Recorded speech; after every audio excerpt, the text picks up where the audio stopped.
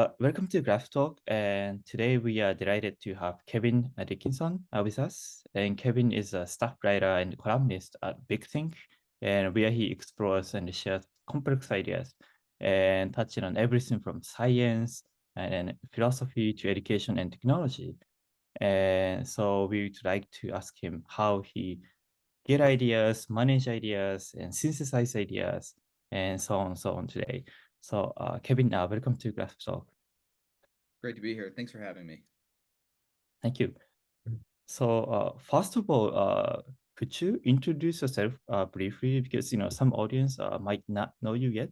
Uh, Yeah, so my name's Kevin, as you mentioned, and I'm a staff writer at Freethink Media, which means I split my time between two different websites. On one hand, we have freethink.com, which is a website that explores the future. It looks at the technologies and the ideas and the science that's looking to make the world a better place. And then the other half of my time is spent on bigthink.com.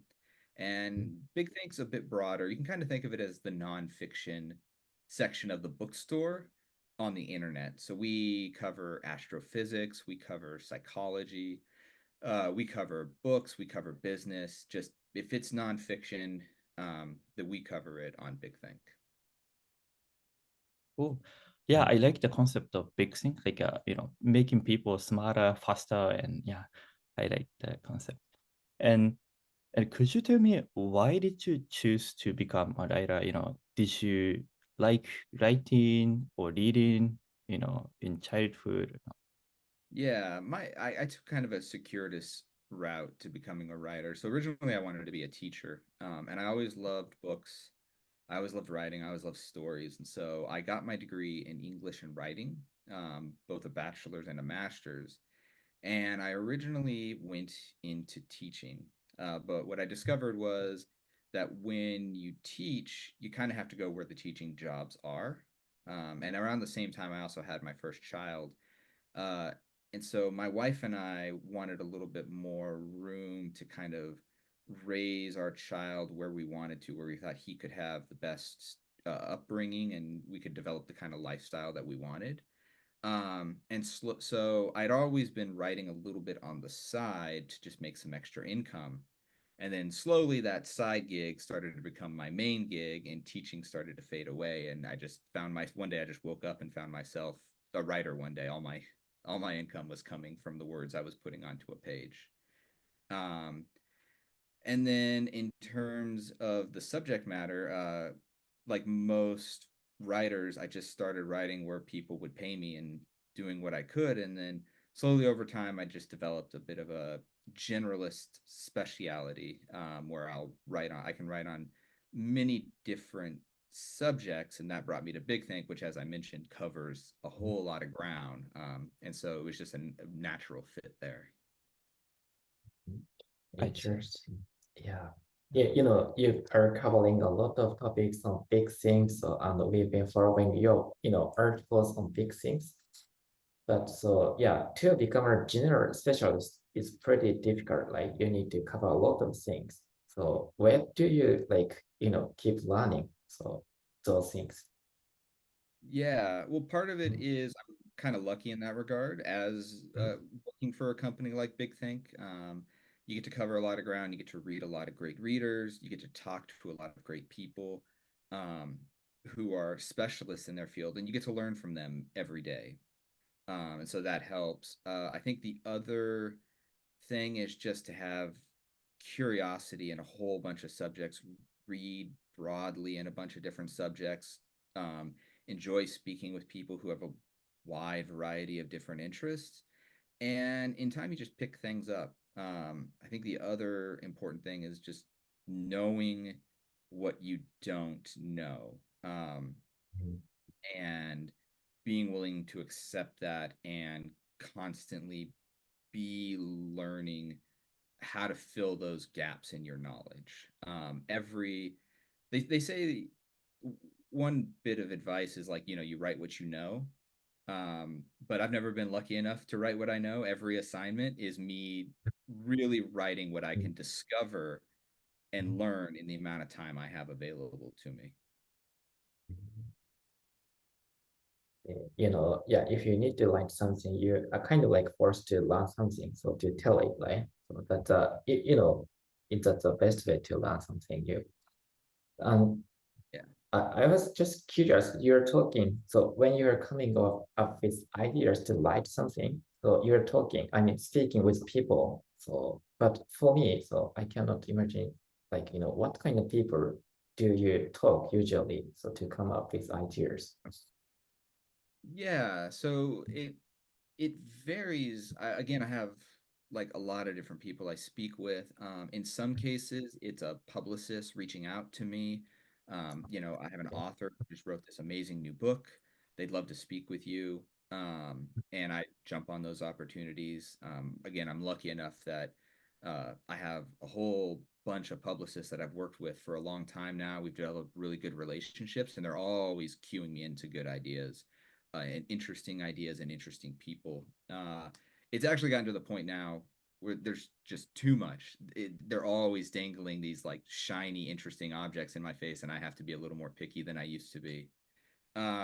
Sometimes my ideas come from just conversations I have with people. Maybe just hanging out at the bar, we're just having a conversation. Someone will mention something, an offhanded comment, just like, just throw it out there before they get up to get another round. And then I'm just sitting there jotting a note down, like, that's an article, that's an idea. Sometimes it comes from just work. My editor, Mike, or my other editor, Steven, will have an idea, and we'll just kick it around back and forth until it solidifies into something that we think will work. I always feel kind of bad that my bylines just read like, written by Kevin Dickinson, because it's really written by Kevin Dickinson and a whole bunch of other people I've spoken with, people who've helped me edit the work, people who have listened to me just drone on about how difficult the writing is when I'm in a slump. It really is a collaborative effort, any article that ends up getting published. It's not a solo effort at all. So it really is just like immersing yourself in people and ideas and books. And if you just feed enough raw material into your subconscious and have enough conversations with people, eventually interesting ideas will bubble up from all those neurons firing in, that black box way that they do. I Yeah, like totally it. makes So, sense. And yeah, and also I recently realized that ideas also has like a network effect. The more you collect like the bit of ideas, and eventually someday it connects, automatically, naturally, and yeah. And also, as you mentioned, writing is kind of collaborative work of many people, and that's really it's Yeah. inspiring. And yeah. Sometimes it's like years down the road, like you'll have a conversation with somebody and it won't be, for whatever reason, years later, your subconscious will fire that neuron in a way that's unique. It'll connect with something else. And then there's your idea. And you didn't even know that that idea was being worked on in your subconscious until boom, there it is in front of you. And if you're lucky enough, you write it down and you have a place to explore it like I do. And in terms of ideas, and you said, if you come across any interesting ideas, you jot down the ideas, right? And do you use any tools like a note-taking tool or knowledge management tool, or do you just use paper and a pen to Yeah, so manage ideas? I have a few different tools. I do use just paper and a pen. I have a notebook that I just jot ideas down in.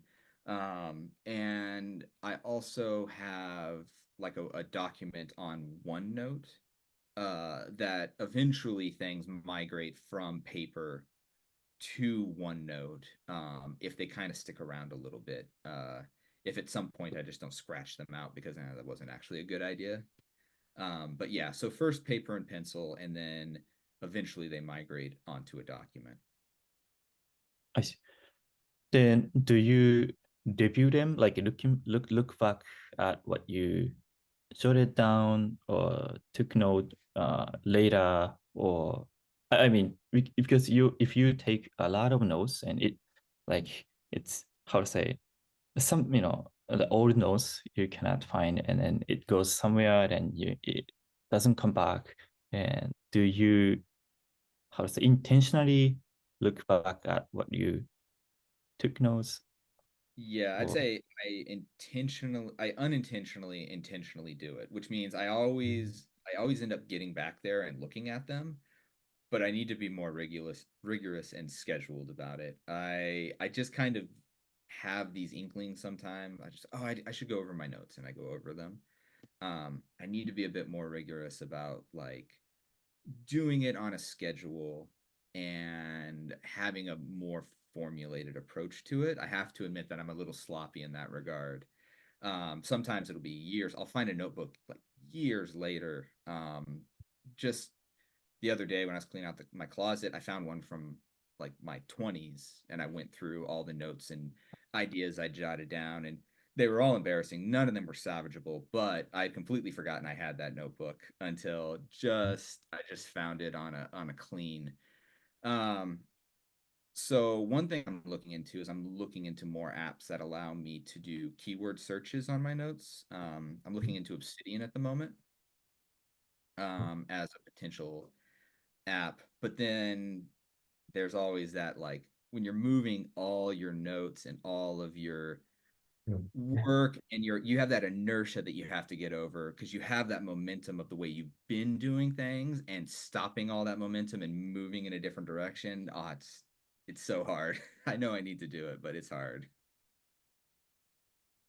You should have a lot of knowledge, and notebook, so it takes so much time, you know. Mm. But so just curious, like, how do you take notes? Like, because like you just take notes randomly, so you lose context, right? So when you take notes, so do you take like, tag or like keyword?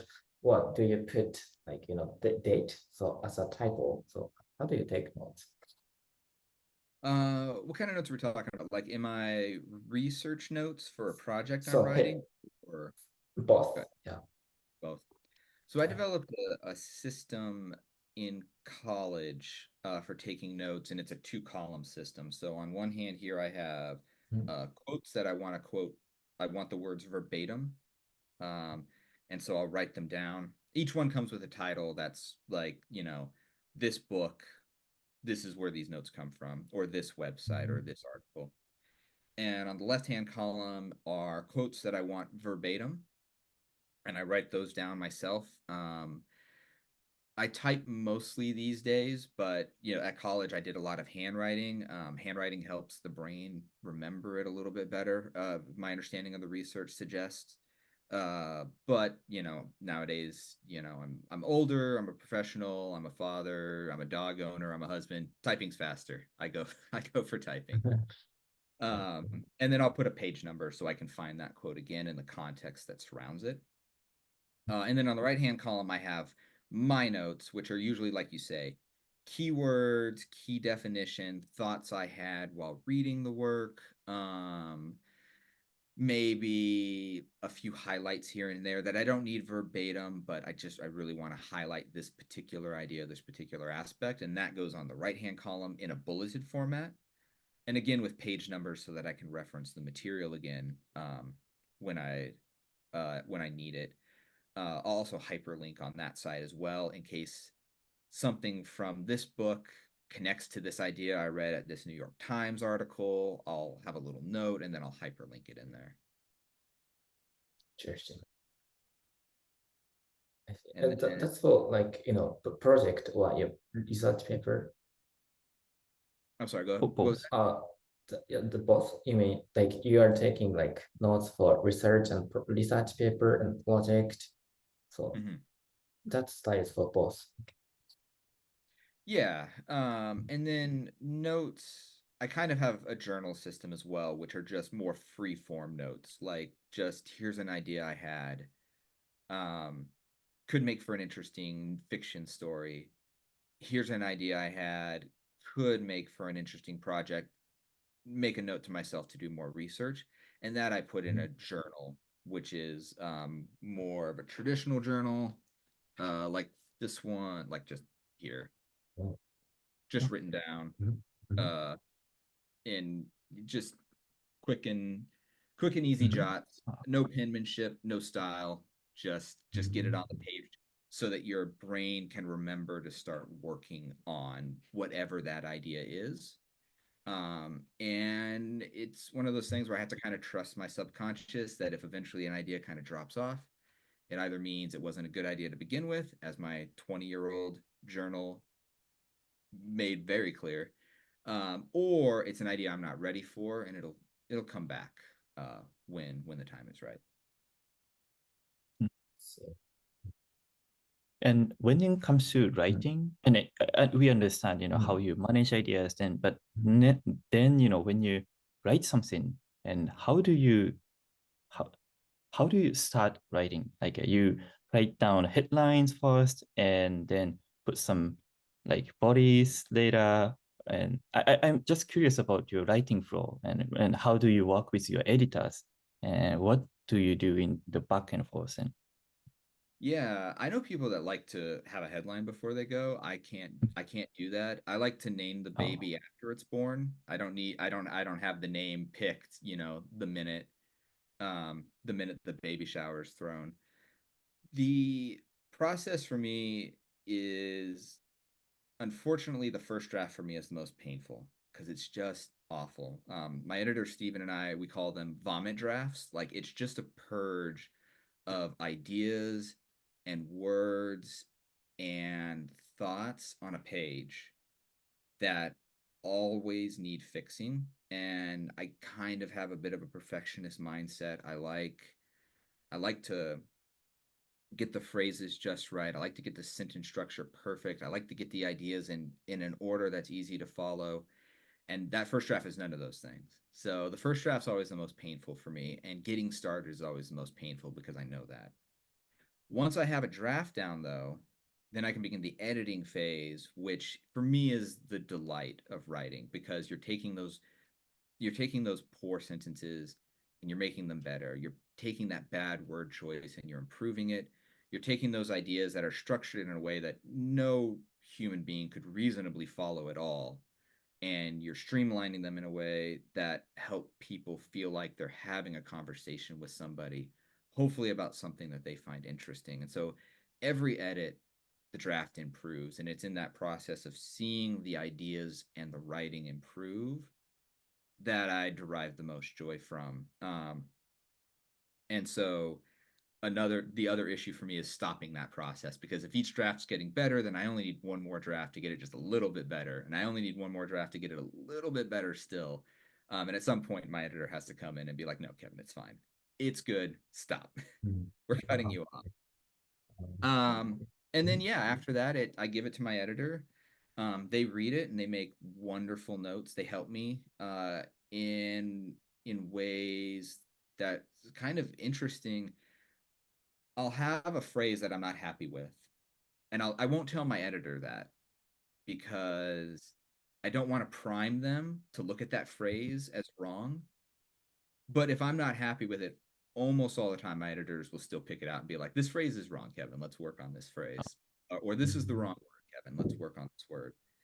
And then we go back and forth until we have the strongest draft we possibly can have, and then we put it up there for people to read and hopefully enjoy. My goal is to always write something in a way where the reader feels like I said, they're having a conversation that's fun and interesting about an interesting topic, and that they can learn something when they come away from it. Like I said, it's not for me writing to show people what I know and to pass on that knowledge. It's writing with a sense of discovery, because I'm discovering these things as I'm writing, and I want the reader to also discover those things as they're reading at the same time. A dual communal discovery project for me. And we yeah, can I, learn I a lot from you, so thanks to that. And so you can choose a topic to write on, because like as big thing, so the big thing need to keep like a consistency, like so. But so you want to write something you want. So, but how do you balance it? Yeah, it's hard because, like I said, I'm publicists, editors, people I'm talking to, they're giving me all these wonderful ideas, and at some point I have to pick one to actually write on. So sometimes that process is just my editor or their boss comes down and say, we need this article. Kevin, can you write Yeah. it? And I'm like, yeah, I can write it. You pay my salary. That's what I'm here for. Um, and then other times it's me pitching an idea to my editor, saying, here's an idea I really like. What do you think? And sometimes they'll say, yep, green light, go. And sometimes they'll say, it's a little squishy right now. Let's see if we can work on it. Let's see if we can find a better angle or a more solid footing for us to move on. And and then we work on it. And then other times, like I said, my editor will have an idea and it'll be the other way around where I'll work with them to find the angle that I want to pursue based on their initial idea. So again, it's kind of messy. It's very collaborative. But that's spontaneity keeps things fresh. It keeps things interesting. I don't know if I have the personality type where if I woke up every day and it was just Kevin, you just write AI stories. You wake up and you get to work at 9 o'clock. You start writing an AI story until 5 o'clock.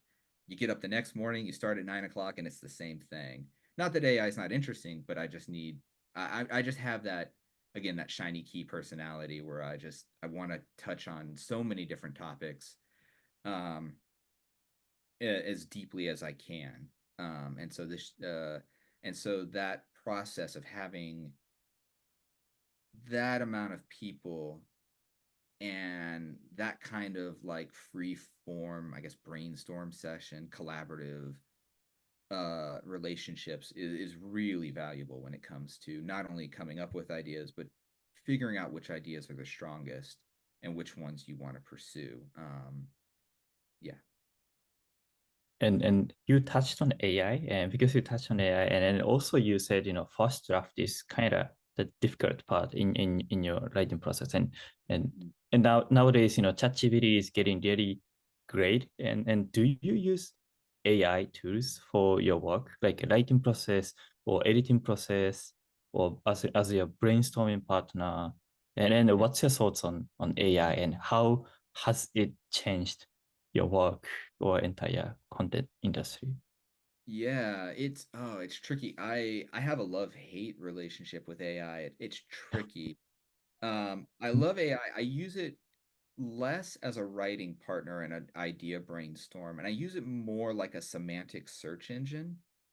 So if I don't know what keywords I'm looking for, but I have an idea, I'll pop onto AI and ask it a question and see what it comes back with, and I'll use that information to inform how I search for ideas and research down the road. So for example, I want to know if I'm using the right word, um, but I can't remember the word, so I can't look it up in a dictionary, right? That kind of. So I'll go to AI and be like, "What's that word that means at the heart of the matter?" And AI will come back, "Oh, you mean germane?" Yes, I mean germane. And so germane goes in the document. As far as like writing is concerned, I know a lot of people have had difficulty with AI because people have been using it as a shortcut to generate a lot of content very quickly. And that just doesn't work for me because, for as wonderful as a tool as AI is, it doesn't comprehend the meaning behind the words. It just knows that statistically, this word comes after this word, this word comes after this word comes after this word. And if you combine them together in a sentence, you will create something that resembles a sentence. But it doesn't understand the concept behind the sentence. It doesn't understand the lived experience. It doesn't have that history or that psychology behind it that makes communication between two people so valuable to us as a social species. And I'll just give you an example. I just when I was playing around with AI in the early days, I asked it to write a story about my cat Charlie, just to see what it came up with. And it wrote this story about this like fun-loving cat that liked to go on adventures, and it was black and it had green eyes. Charlie was a curmudgeon. He was not a black cat. He did not like to go on adventures. He liked to sit in the window in the sunshine. And the reason for that is because AI doesn't understand that there is a concept of, it doesn't have a concept of cat. It doesn't have a concept of me. It doesn't have a concept that these words have a meaning in the outside world behind them that we derive understanding from. And so you need that as a writer. You need to have that in order to communicate with other people in a way that's valuable to us. And I think people who are trying to use AI to shortcut that are doing themselves a disservice because they're not learning, they're not discovering, and they're not making connections with other people as a result. They're seeing everything through the lens of content and not communication. So, as a tool to check your grammar, to help you find information, it's an intelligent tool, but it can't do the hard work for you because the value is found in that work. And so that's my takeaway from AI. And even then, in its current form, do be careful. I've caught it making things up. We've all heard the hallucination stories. So if you're going to put anything you get from AI into an article you write, be sure to double check it, or you're setting yourself up. Yeah. I see. Yes. Yep. That totally makes sense. And so, but and some media company like suing some AI companies and nowadays, and copyright is kind of issue in like AI, like generating AI. So what your thoughts on like in terms of copyrights and in AI? Yeah, I think again, is because it doesn't have that understanding, right? AI doesn't have that understanding, so it doesn't understand plagiarism. There's that old adage that like if you copy from one author, you're plagiarizing. If you copy from two or more, you're researching. Um, and so when as a writer who understands, has that understanding and wants to communicate ideas and connect them to conversations that had in the past, you do your research, you read other writers, you quote other writers, you understand that you're part of this long chain of communication that these ideas are connected to, and you want to be a part of that conversation. And so you write in such a way where you credit ideas where credit is due. You present your new ideas where they're new, and you build on that. It's a communal, again, it's that collaborative communal effort that writing really is. AI doesn't have that, so it doesn't know that when it's lifting wholesale from other sources, it's doing anything called plagiarism. It doesn't have a concept of plagiarism. And so if to answer your question, the best way to do it is just to copy paste this information from the New York Times or from some Reddit post. It'll just do that because that's just the shortest route. Which does lead to the issue of copyright, which is I think writers and artists of all kinds should get credit for their work, and they should get paid for their work. So if you're going to copy somebody's work in order to create your program, you need to have an agreement with them that you have the right to do so. And so just because it's public doesn't mean it's copyright free. So yeah, different companies are going about this in different ways. I know like Google made a deal with Reddit. I think OpenAI just recently made a deal with Reddit too to copy paste or to train their AIs. I mean on their data. But we'll see how the courts rule on this one. It'll be interesting because there's a lot of new ground to tread and a lot we have to kind of figure out now with these new technologies. And courts are notoriously conservative, and look to precedent. And there's kind of no precedent to look to right now. So we'll have to wait and see how things pan out. But my general sense is just if you're going to train an AI on someone's work, they not only need credit, but you need to have an agreement to do so with them. And I just don't know how feasible that is, given the vast amounts of data you need to train any useful AI. It'll be interesting. Yeah. not sure if you can answer this question, but so in big thing, so is there any AI tool allowed to use? So in like specific flows, but for example, Grammarly is okay to use. So just like reviewing so the PERT. For example, ChatGPT is okay to use for like in the beginning to brainstorm some ideas. If you can answer this question, but so if it's allowed so by the company or by the media, so just curious. Yeah. We, to the best of my knowledge, we let writers use the tools that they find useful. We're generally a very tech optimist company. We think Okay. technology will ultimately be beneficial for the future, but there will be challenges in between now and that future. So to the best of my knowledge, we allow writers to use the tools that they find most useful as long as they're doing it in a way that is, professional, um, ethical, and that leads them to present their work in the best standards. So, like I said, I use not ChatGPT. I use Google AI and Perplexity as semantic search tools. So I use them as a way to kind of like find information that I need to begin my research, kind of to kick it off.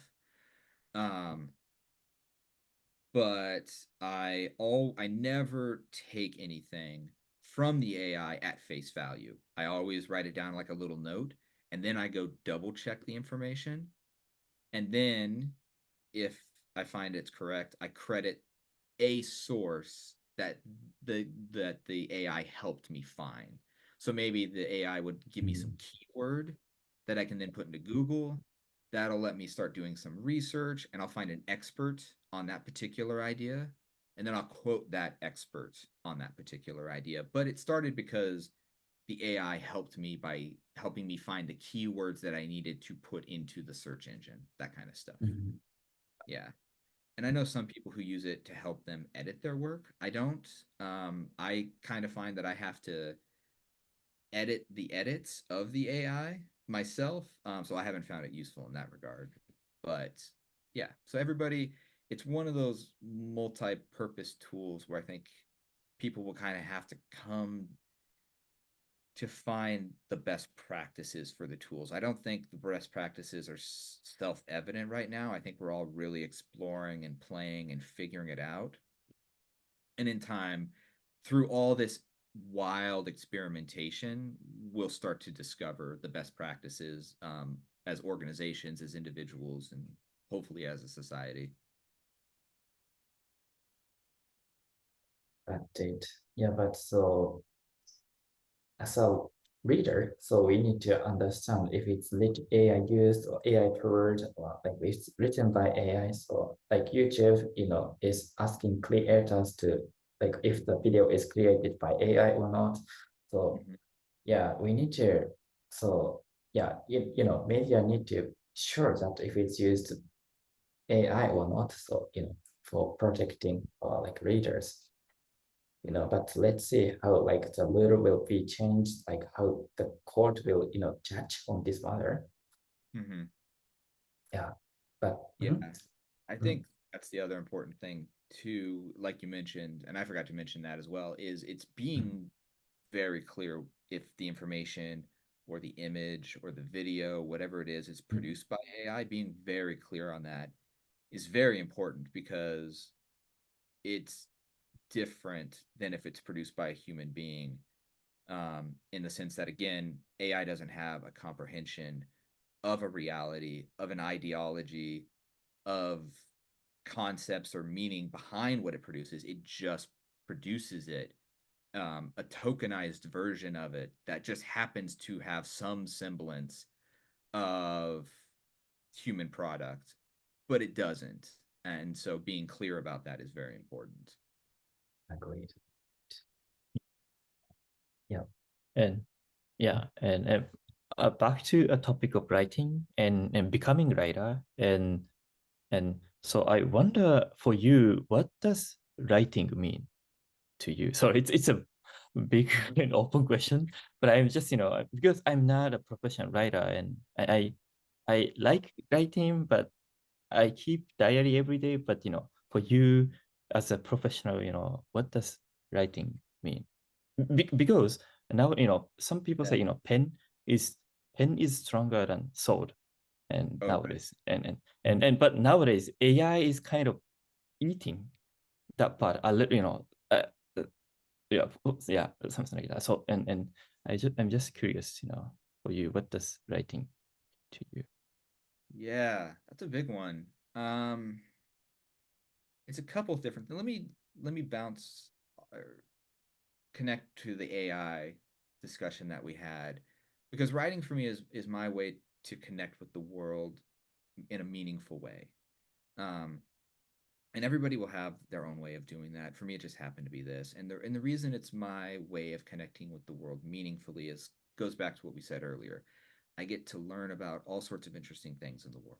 Um, I get to talk with all sorts of interesting people, and in doing so, it only makes my writing, and I get to work with amazing editors, and it only makes my writing stronger as a result. So it's a way for me to connect with the world.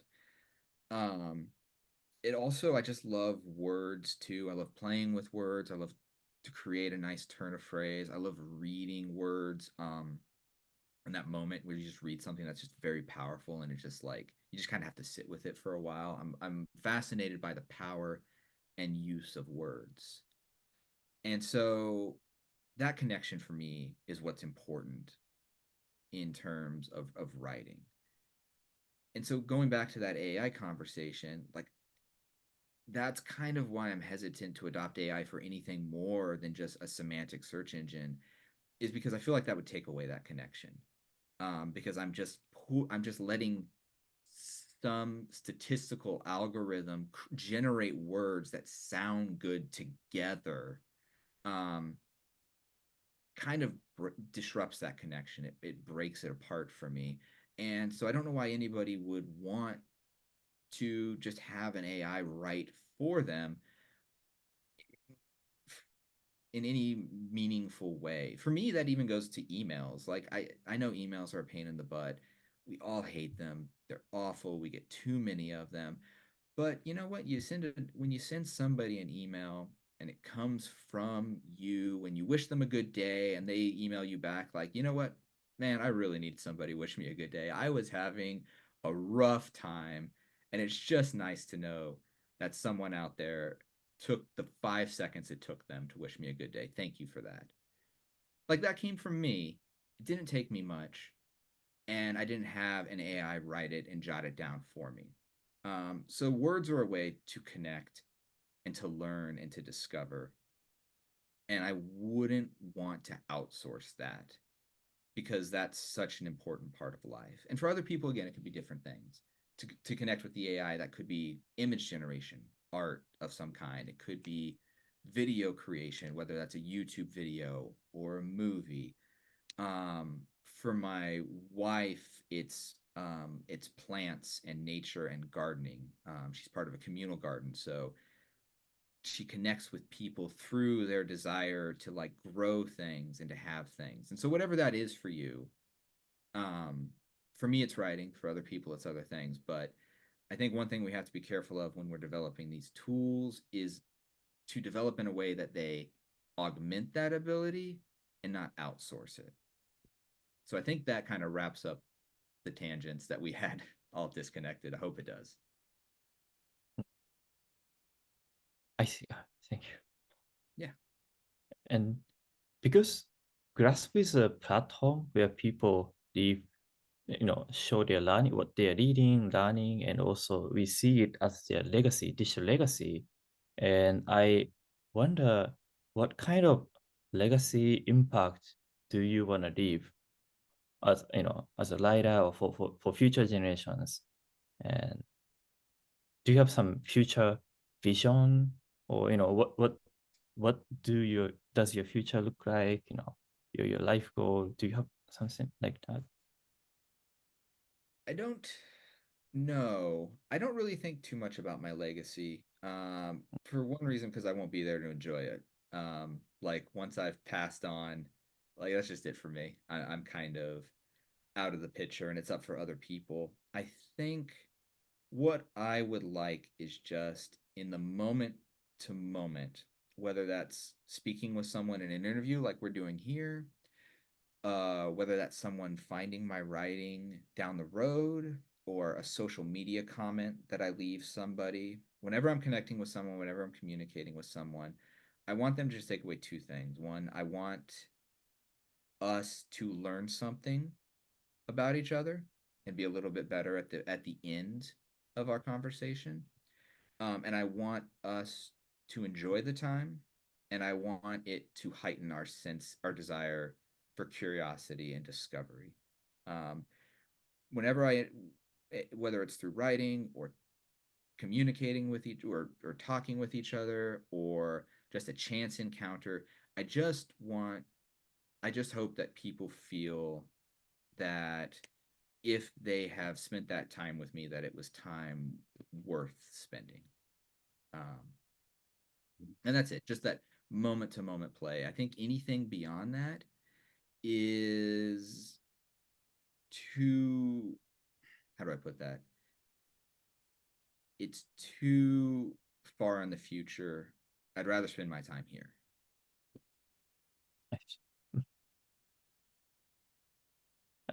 That totally makes sense. Yes. Yeah. And I'm really enjoying talking with you, by the way. Yeah. Thank you so much Thank for you for that. giving me And yeah. the chance to answer these questions. Like we said at the top, we were just going to see where this conversation took us. And I didn't even know I was feeling some of these feelings or thinking some of these thoughts until you asked me. So this has been a very interesting, like, kind of confessional interview for me. Thank you for the opportunity. Yes. Thank you. Yeah, And oh, by the way, before ending, do you have any advice or life lessons to aspiring writers? Because our audience are like writers, aspiring writers, creators, influencers, and if you have any advice or lessons to them, yeah, we'd Yeah. love to, yeah. So a couple things. The first thing is if you want to write, you have to write, of course, but you also have to read, and you have to read widely and deeply if you want to be a writer. Um, pick up books on subjects just to try them out. Read writers that you don't care for, and really think about, like, okay, what is it about this writing that I don't like? Write it down, dissect it. Pick up writing that you love. Okay, what is it about this writing that I love? Dissect it. Dissect it on a macro level, like what is it about this story, this book that I love? Dissect it on a micro level. What is it about the sentence structure that works? What is it about the word choice that works? Why does it work? Um, and then the other thing is, just like anything, it's difficult. I think one thing that can get into a lot of people's heads is we only see the finished product. We only listen to the piano player when he's already good enough to play in the symphony hall. We only read the writing after it's been through 12 drafts and however many editors to get it into that state. And so when we're writing our first draft, going back to my vomit drafts, it can get a little discouraging to read your work and be like, this is awful. This is bile. Um, but you gotta work through that. You have to get to the editing, and you have to find the delight in improving your writing, not the delight in just having written something amazing. Enjoy the process of making it amazing. Easier said than done. As my wife can tell you, I don't always take my own advice there, but it is good advice, if you can take it to heart. Yeah, really love it. And yeah, thank you so much for joining today, Kevin. Well, thank you for having me. It was, like I said, it was great. Um, you know where to find me. If you ever want to reach out for any other projects, I'm open.